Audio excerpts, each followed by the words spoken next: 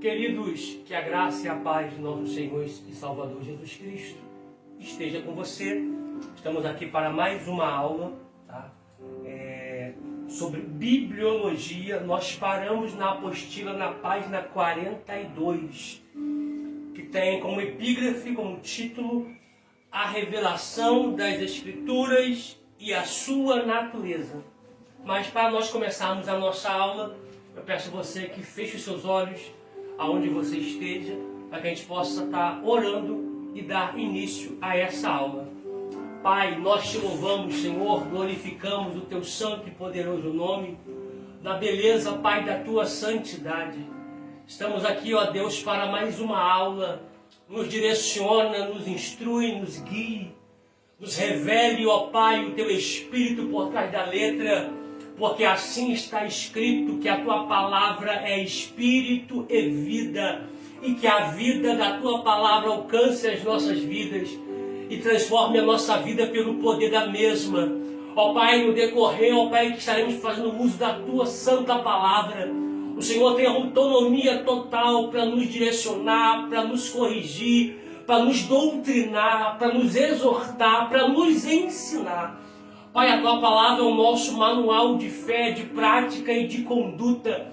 A gente abre mão de tantas coisas, mas não abrimos mão da tua palavra nem da tua presença. Nos direcione, ó Pai, por esta aula, em nome de Jesus Cristo, através do teu Espírito Santo. Amém. E graças a Deus. Página 42, alunos.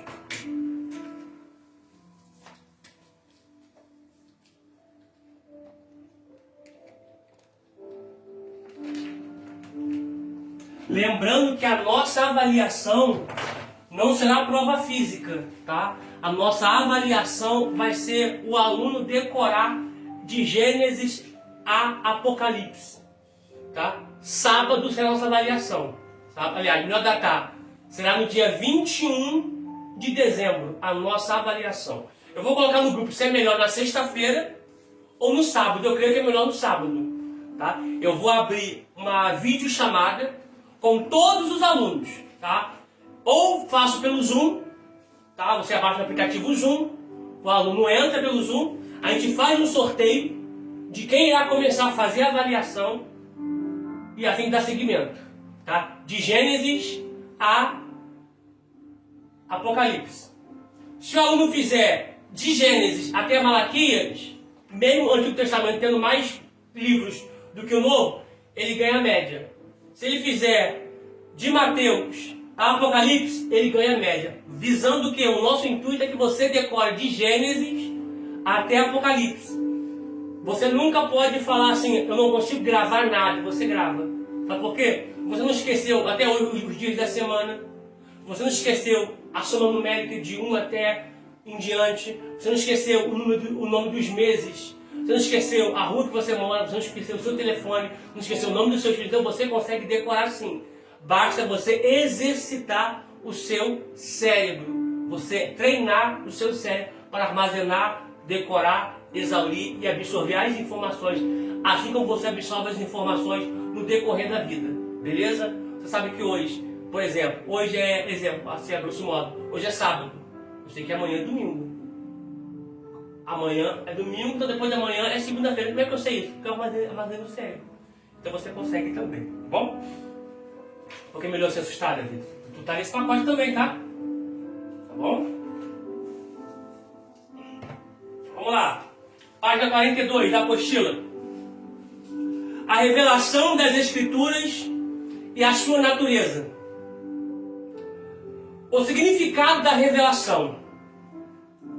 Queremos falar sobre revelação respondendo uma simples pergunta. Deus já se revelou? A resposta é sim. Ele já revelou à humanidade a sua natureza. Isto é, a sua santidade, sua justiça e aquilo que ele espera de retidão. Revelou ainda a sua bondade, misericórdia e amor. Revelou a salvação e o caminho para a vida eterna. Mais uma vez, ele mostrou bem claro ao homem os resultados do pecado, da fraqueza e da desobediência. Tudo isso está registrado na Bíblia. Eu quero que você já pegue o seu exemplar da Bíblia.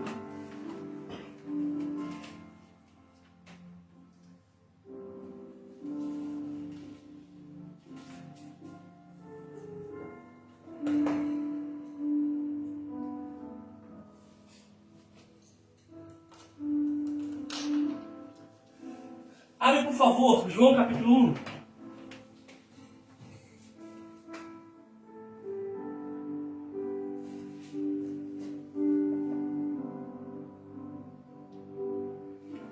Vamos ler do 1.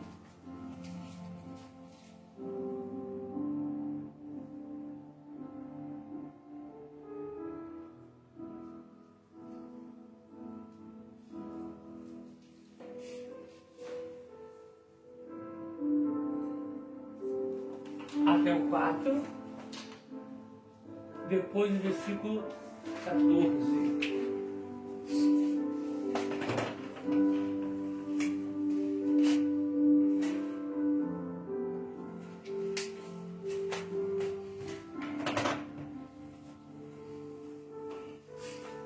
Acharam?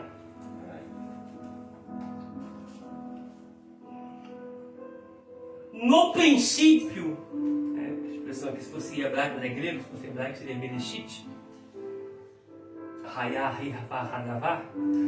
No princípio era o Verbo, e o Verbo estava com Deus, e o Verbo era Deus. Vamos lá.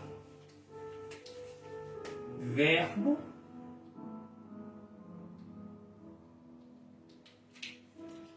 é igual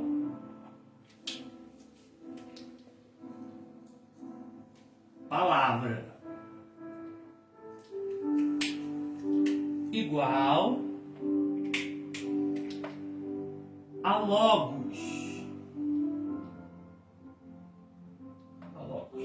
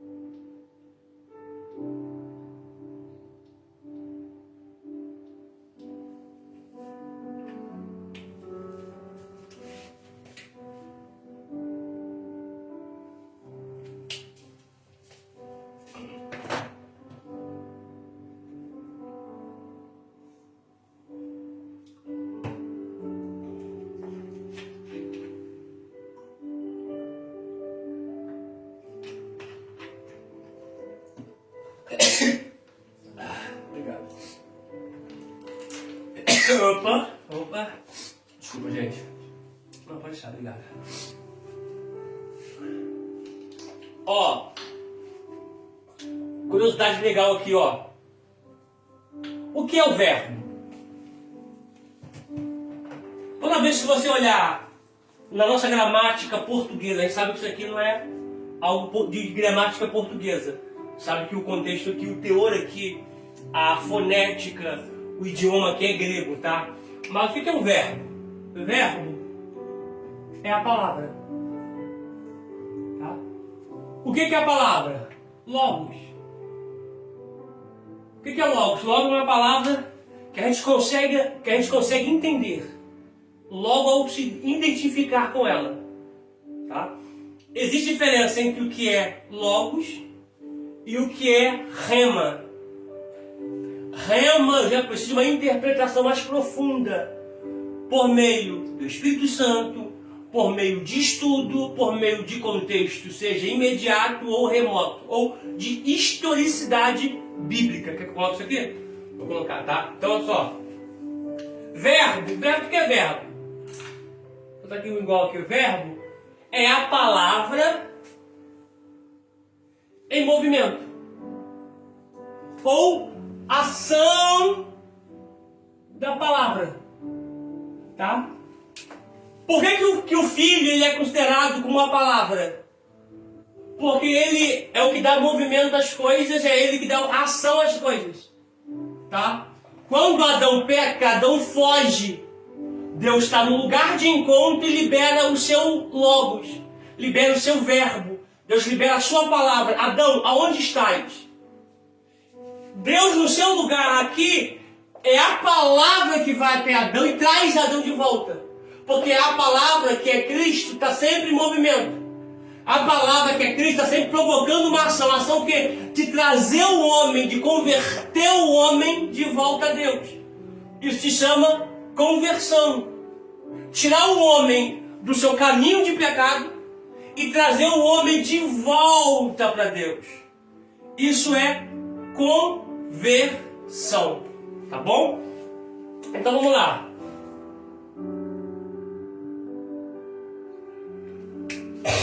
Vamos lá.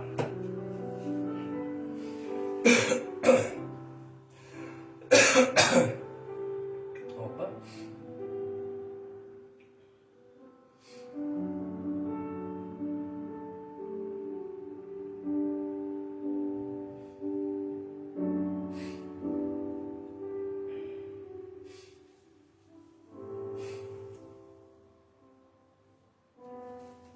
Vamos lá. Vou botar aqui de preto.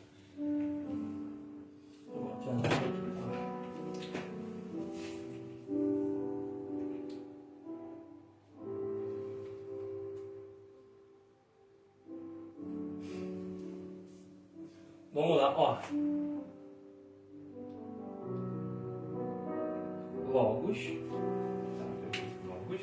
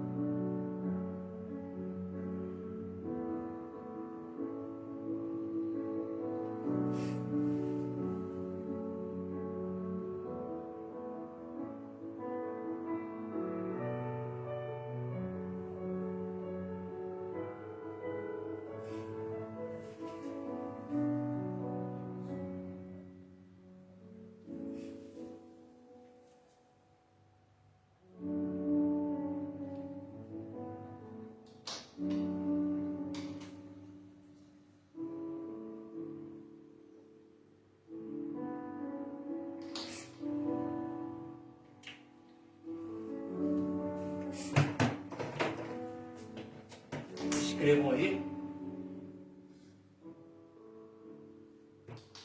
E a gente retoma a nossa leitura.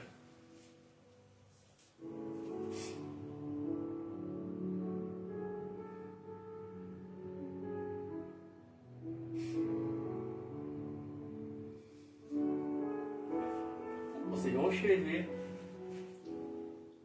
essa explicação. Para você escrever. Pode escrever.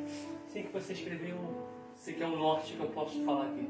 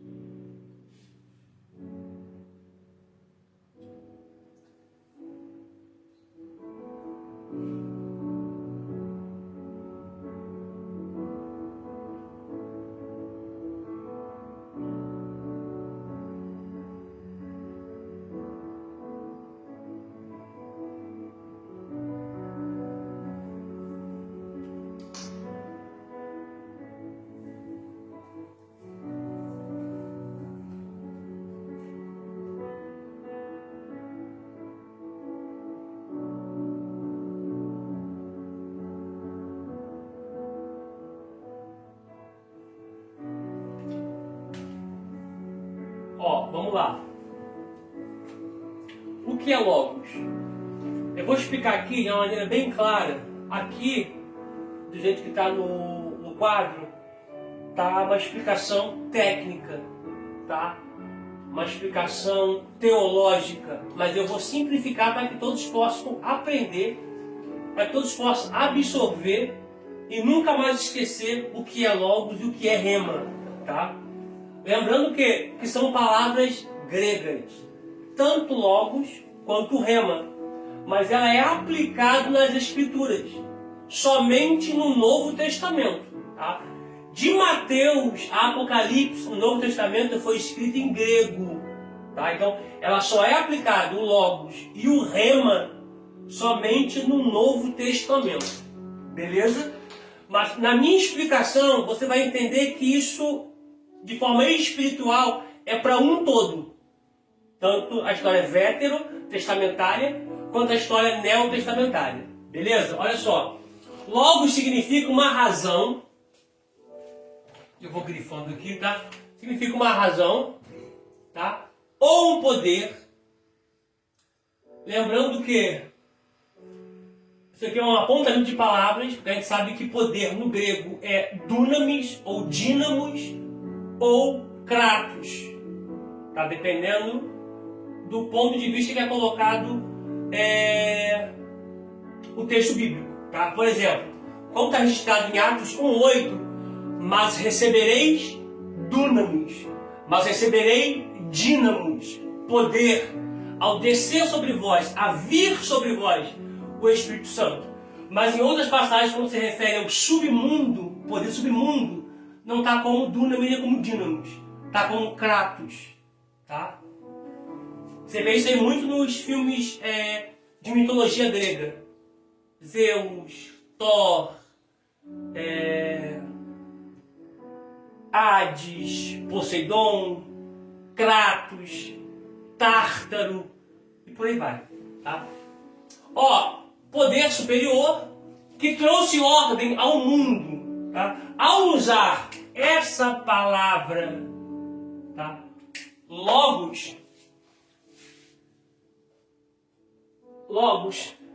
se refere, Logos a se referir, perdão, outra essa palavra Logos, a se referir a Jesus, a Bíblia está a dizer que o Filho de Deus encarnado veio ao mundo para do caos, tá? Está lá em Gênesis, que a terra estava, se tornou sem forma e vazia. Tohu, vavorhu, caos, trazer ordem e salvação. Tá? Rema é uma palavra vivificada e específica do Espírito de Deus. Ao usar a palavra vivificado, está dizendo que ela ganha vida dentro de nós. Logos é a palavra transmitida de maneira coletiva. Coletiva. Ou um ensinamento. Ou uma doutrina. Tá? O que acontece aqui? Uma doutrina tal como ocorre num discurso público ou pregação. O que acontece aqui? No que é logos? É algo que é falado, que todos conseguem entender. De forma clara, transparente, a ponto de não precisar de interpretações. Como em uma pregação ou em um discurso público. Tá? Já o que é rema é a palavra transmitida com uma finalidade específica. Uma sentença, um comando, uma sentença, um comando é aquilo que Deus está falando conosco pessoalmente, tá? Trazendo para o nosso contexto aqui, olha o que acontece. O que é logos? Logos é uma palavra que eu leio e eu entendo. É uma palavra que eu falo e que todos entendem. O que é rema? Rema é uma palavra que você lê e ela precisa de uma interpretação por meio do Espírito Santo.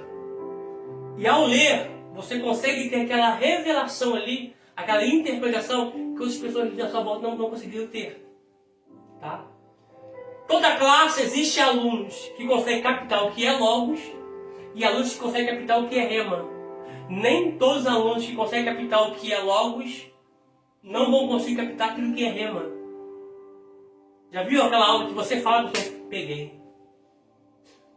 Entendi. Isso já é rema. Aí o outro, eu não entendi. Aí isso acontece muito em aula. Professor, eu não entendi. Todo mundo não. Acho que é uma hipérbole, né? A maioria entendeu, um grupo entendeu, e o outro grupo não, eu não entendi. Explica de novo, você explica. Aí ainda continua não entendendo. Eu falei, não, fica tranquilo. No outro oportunidade você vai entender. Então não adianta forçar. Você está entendendo? Por quê? Porque são pessoas que só estão nesse nível aqui. Aí não atingiram esse nível aqui. Por exemplo, a gente trabalha com exemplo, né? Depois a gente lê aqui. A gente trabalha com exemplo, né? Vamos lá então. Deixa João marcado aí. A gente pode entender. Deixa João marcado aí.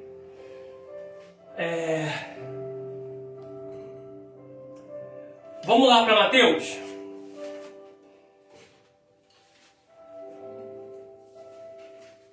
Aliás, Marcos, deixa eu ver que vai ser melhor para que eu possa entregar para vocês aqui. Porque isso aqui é agora que...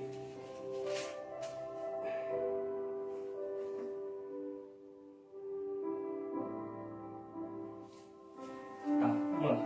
Vamos pegar aqui, quer ver? Primeira coisa rápida. Lucas 15. Lucas 15. Abre Lucas 15 aí, primeira coisa. Neymar. Vamos para Lucas 15. Depois a gente vai lá em Mateus. Lucas 15 primeiro.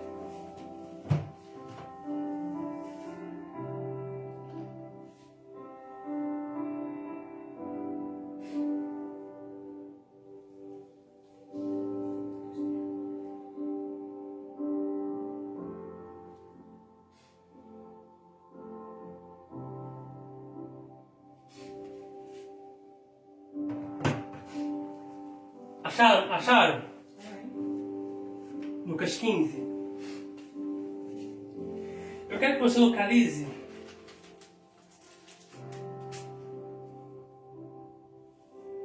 o versículo de número 8.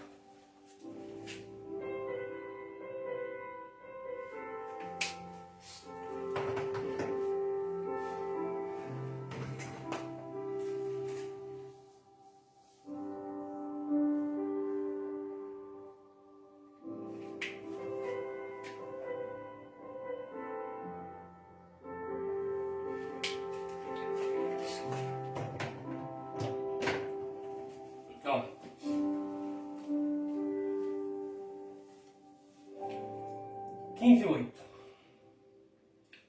Ou qual a mulher que tendo 10 dracmas se perder, sublinha a palavra se perder aí na sua Bíblia. Sublinha a palavra se perder, as duas palavras, se perder. Uma dracma não acende a candeia e varre a casa e busca com diligência até a achar. Tá? Olha só. O texto diz se perder. Ponto. É uma condicional, tá? É uma condicional. Se eu fosse, se eu conseguisse, se eu estivesse lá, se eu estivesse ali, se eu estivesse ido, se eu estivesse entrado, se eu estivesse saído, se eu estivesse levantado, se eu estivesse pulado. É uma condicional. Pregadores, cantores que pregam que a mulher perdeu. Ela não perdeu. Isso aqui é uma condicional grega. Se perder. Ela não perdeu. Porque a parábola de Lucas 15 é uma parábola só. É a parábola das coisas perdidas. Fala do filho, o filho mais velho que é essa dracma. Que estava dentro de casa, estava na casa do pai, que não saiu da casa do pai, mas estava perdido dentro. Oi? Entendi. Um exemplo que ele estava dando? Sem perder. Sim. É isso. É um exemplo. A gente sabe que a dracma, ela é uma pedra, é uma moeda, que a mulher tinha, a noiva tinha na sua coroa 10. Ela poderia perder uma pedra. Porque se ela perdesse, ela estava dizendo que não estava aguardando mais o noivo para casar com ela. Se por um descuido, aquela moeda saiu, aquela pecinha saiu da coroa dela, caiu, a casa está escura, a casa está bagunçada, ela tem que acender a luz, ela tem que varrer a casa, procurar com diligência para poder achar, porque ela não pode se apresentar sem achar. É isso que Deus está dizendo. Se ela perder, ela não iria acender a luz, fazer uma faxina para poder achar. Então não espere perder as coisas, para poder acender a luz, arrumar o que tem que arrumar e colocar as coisas em ordem. Aleluia. Então, se ela perder, então está falando do filho mais velho. Tá? A ovelha perdida é o filho mais novo, é o filho pródigo. Professor, mas o pai não vai atrás do filho mais novo. Quem disse que não? O pai representa Deus. Diz a Bíblia que foi ele sair que chegou a fome. Quem provocou a fome? Quem fechou as portas? Quem trouxe a escassez? Quem trouxe o opróbrio? Quem trouxe a humilhação? É o pai. Pois quando ele sai, o pai já começa a servar um bezerro, dizendo, ele vai voltar. Porque eu vou tratar com ele lá fora. Eu vou tratar com ele lá fora, mas vou trazer ele para o meu querer, para a minha vontade, mas eu trato. Então, se perder, ela não perdeu a dracma.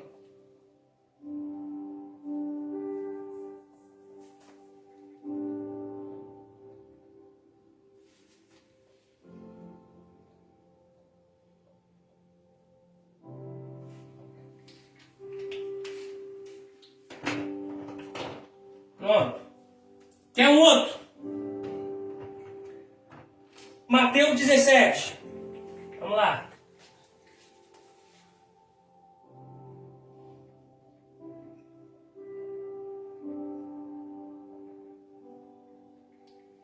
Aí tem que falar por querer, cara.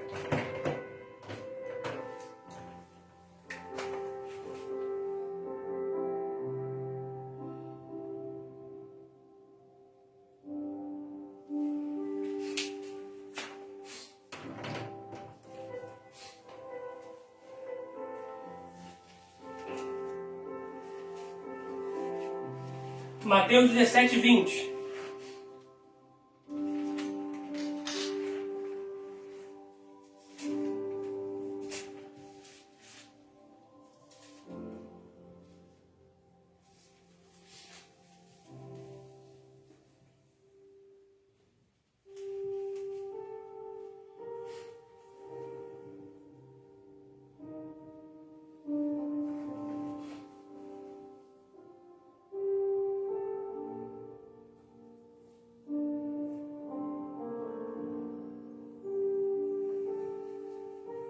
Podemos? Olha o que diz.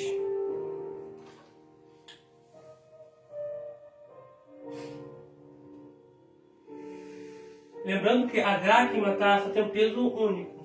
No estáter, que é uma moeda também comercializada no tempo de Jesus, estáter, ela tem o valor de 2 dracmas, ela é uma didracma. Quando você lê a Bíblia, didracma é um estáter. Quando você lê somente dracma, é uma dracma mesmo. Só que o estáter tem valor dobrado, duplo em cima de uma dracma. Se chama didracma, que é um estáter. Ó, Mateus 17, 20, diz assim, olha, e Jesus lhe disse, por causa da vossa pequena fé,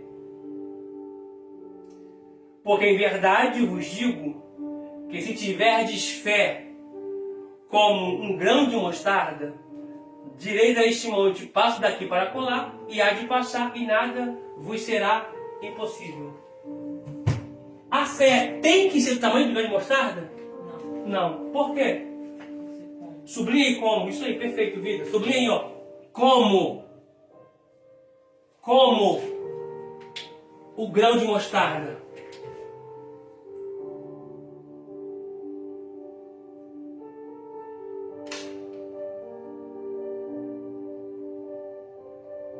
Como o grão de mostarda, como o grão de mostarda, como o grão de mostarda.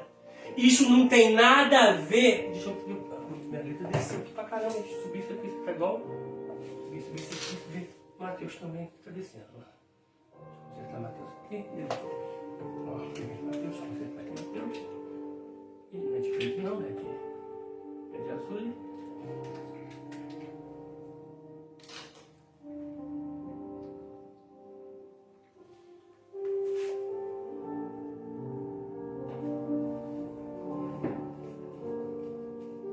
Tá? Olha só, Mateus 17, 20 diz que a fé ela tem que ser como? Isso aqui é algo demonstrativo, tá? Não tem nada a ver com fé pequena, igual muitos acham que a fé tem que ser pequena, igual o grão de mostarda. Não.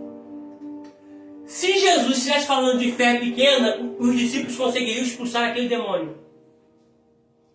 Então não tem nada a ver com fé pequena, tá?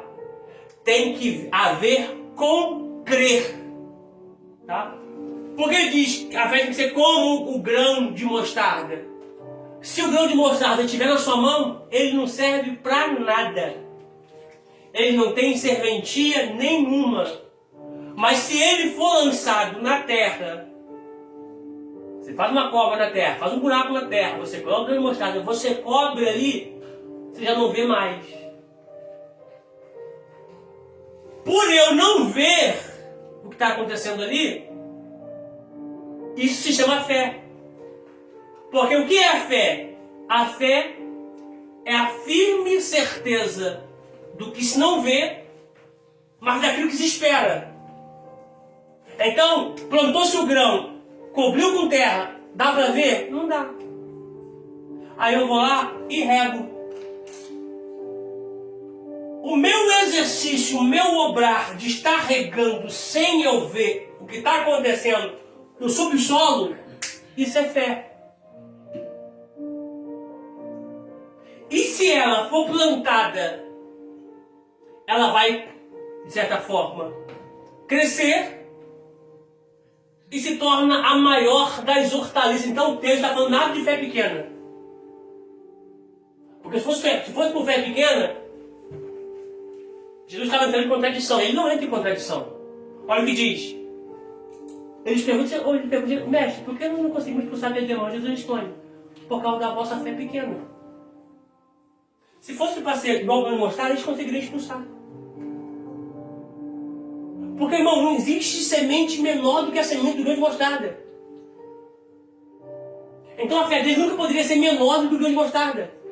Porque se é a menor semente, se é o menor grão, como? Isso aqui é um texto que serve como exemplo demonstrativo para que eles possam ter ciência que fé é a prova, convicção e certeza daquilo que não se vê, mas se espera. Por isso é fé. Tá? Então, quantas pessoas já leram isso aqui tudo?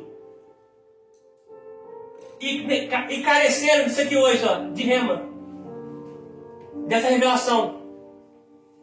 Porque tem aluno aqui na nossa turma que acha que a mulher perdeu. Tem alunos aqui que acham que a fé tem que ser assim, ó, igual de mostarda. Mas é como? Não é assim, é como. Entendeu? Então são pessoas que estavam no Logos, lendo assim, ó. Sem conseguir entender nada. Aí precisou de uma rema hoje para você pudesse entender. Conseguiu pegar? Tá? É igual aquela expressão. O homem deixará pai e mãe e uniciar a sua mulher. E serão eles juntos,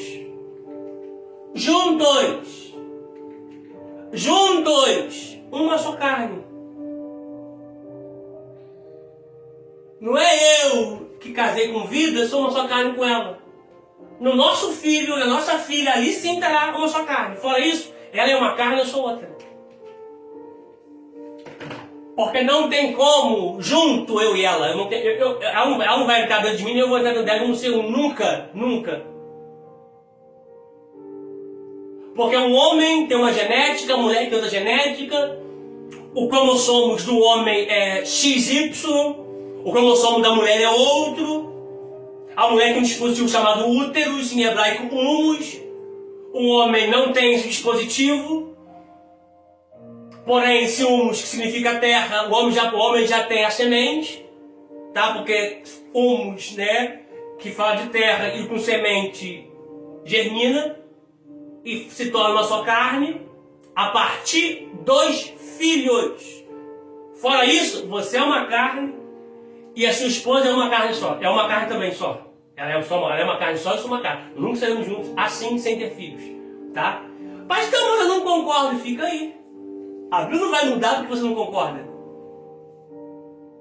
Pastor, mas eu aprendi até hoje. Enfim. Fica aí. Vamos voltar para aqui para a nossa leitura. Bota uma água. Tá? E tem umas coisas ainda que se eu lembrar eu vou falando, mas tem umas coisas ainda, tá? Pega de lá? Então, você tá... Aqui, então, obrigado, Flor. Então, observe isso aqui, tá? Carrega isso aqui para sua vida, essa máxima aqui, tá bom? E a gente continua a nossa leitura lá em João capítulo 1. Ainda lendo até o versículo 4, depois o versículo de número 14.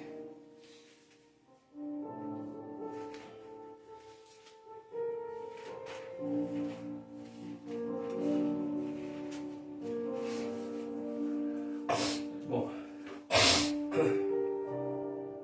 retomar nossa leitura aqui. João capítulo 1. Vamos ler versículo 1, versículo 2, versículo 3, versículo 4 e o versículo de número 14. Diz assim: no princípio era o Verbo, e o Verbo estava com Deus, e o Verbo era Deus. Deixa eu pegar aqui a água aqui. Obrigado. Obrigado.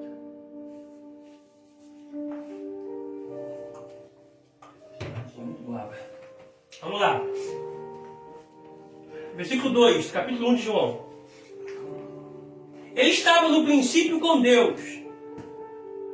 Todas as coisas foram feitas por ele. Sublinhe, por favor.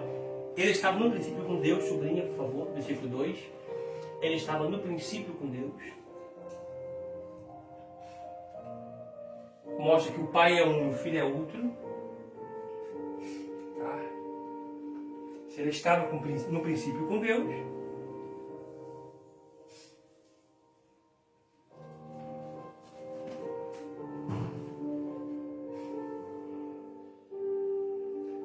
versículo 3. Todas as coisas foram feitas por ele. Sublinhe. Todas as coisas foram feitas por ele. Ele é coparticipante da obra do Hexaemeron, da obra dos 6 dias. Deixa eu falar com vocês aqui rapidinho, você não se escandaliza não. Deus trabalhou no 7º dia, tá?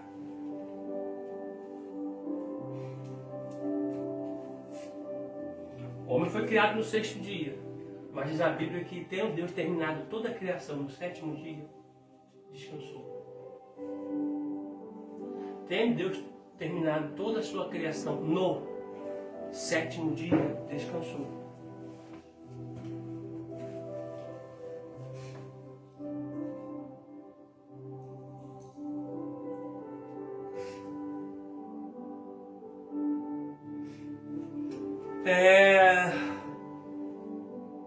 Três, todas as coisas foram feitas por ele. Eu não consigo ver de longe assim. Tá. Eu estou marcando também, obrigado, tá? Todas as coisas foram feitas por ele. E sem ele, nada que se foi feito se fez. Sem ele. Tá? Então ele é tão importante na criação quanto o Pai, quanto o Espírito Santo.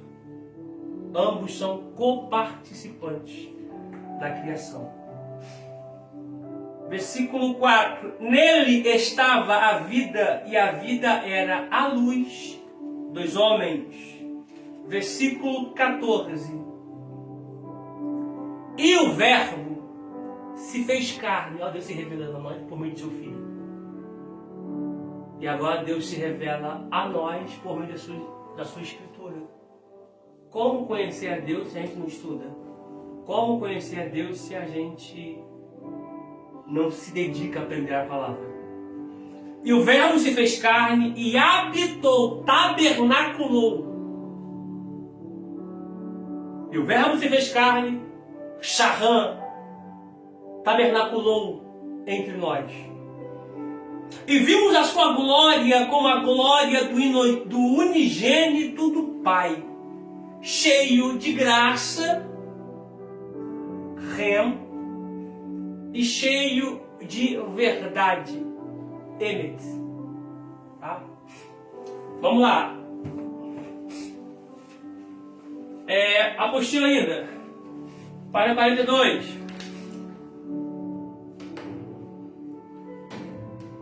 Conseguiu ficar claro para vocês aqui? Deu ficar claro? Então beleza. Prossigamos aqui. Revelou ainda a sua bondade. Obrigado, Vida. Revelou ainda a sua bondade, misericórdia e amor. Revelou a salvação e o caminho para a vida eterna. Mais uma vez, ele mostrou bem claro ao homem o resultado do pecado, da fraqueza, da desobediência. Tudo isso está registrado na Bíblia. A Bíblia não é um punhado de resultados de meditações de seres humanos. Não é nada descoberto por nós mesmos na ânsia de encontrar Deus. Alguns têm afirmado que a Bíblia constitui o mais digno consentimento que o homem tem atingido para alcançar a Deus. Porém, a Bíblia é mais clara do que isso. Ela não é o alcance dos homens, absolutamente, com exceção de que eles reconheceram e receberam a revelação de Deus, servindo como se fossem os seus braços estendidos para salvar o homem. A revelação significa que Deus revelou se manifestar por si mesmo. O homem jamais poderia conhecer Deus a não ser que Deus resolvesse revelar-se a si próprio. E isto Deus já fez, tá? Uma observação aqui. É claro que nunca iremos conhecer Deus na sua totalidade, em vida, em corpo físico, nem tampouco em corpo glorificado na eternidade. Porque Deus é muito grande. Deus é tão grande que Ele está acima da eternidade. Porque diz a Bíblia, Deus dizendo na boca de Isaías, seu profeta, que Ele é o Pai da eternidade. Então, Deus é tão grande que mesmo a eternidade, a gente com Ele não iremos conhecer Ele na sua totalidade, mediante a sua grandeza, tá? Mas o que nós conseguimos absorver acerca de Deus foi por meio de Jesus, através de Jesus e agora por meio da sua palavra, através da pessoa bendita do Espírito Santo. Você já se deparou nas suas idas e vindas de pessoas falarem assim: eu já li a Bíblia várias vezes e não consigo entender nada? Porque não tem a revelação do Espírito Santo. Quando se tem a revelação do Espírito Santo, as letras saltam. Você consegue absorver, exaurir coisas que muitas pessoas não conseguem absorver, tá? Isso é o quê? Por meio do Espírito Santo, tá? Prossigamos aqui. A natureza da revelação. Há dois tipos ou classificações de revelação comumente conhecidos: a revelação geral e a revelação especial. A revelação geral é a automanifestação de Deus mais abrangente para toda a humanidade e ocorre por meio da criação, da natureza humana, da providência e da história. O salmista escreveu: os céus manifestam a glória de Deus e o firmamento anuncia a obra das tuas mãos. Por meio da criação, revelação geral agora por meio da criação, a existência do mundo físico revela Deus como realidade eterna, seu poder infinito, sua sabedoria insondável. Olha só, a ciência hoje, do dado século, a ciência do período que nós vivemos hoje, por mais incrédulos que muitos sejam, eles sabem que a criação não foi uma simples explosão, não foi um simples choque de partículas. Eles sabem que não foi o agrupamento de energias para ter esse choque, para as coisas começarem a acontecerem. Eles sabem que existe algo além disso, que deu start, que deu início de toda a criação humana.